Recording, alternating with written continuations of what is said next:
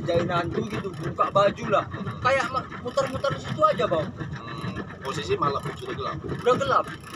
Oke, terus. Bilang ini nggak kelihatan, padahal Kan pulau terang. iya Sarangalu udah jelas kelihatan.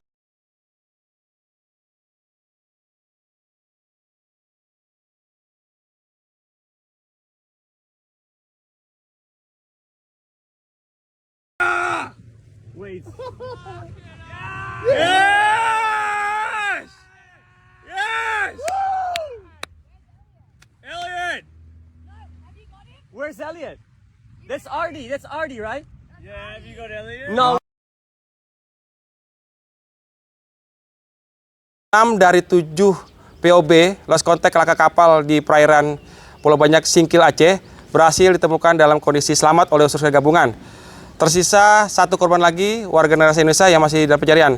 4 warga negara Australia ditemukan dalam kondisi selamat dan 2 warga Indonesia ditemukan selamat. Saat ini seluruh korban telah dievakuasi tempat terdekat yaitu di Pilang Resort guna penanganan lebih lanjut dan pendataan serta penanganan medis lebih lanjut. Untuk korban terakhir tetap pencarian oleh seluruh gabungan di sekitar perairan Pulau Tungku dan Pulau Palabak. Untuk pencarian diperluas sesuai dari pagi hingga 330 nautical persegi.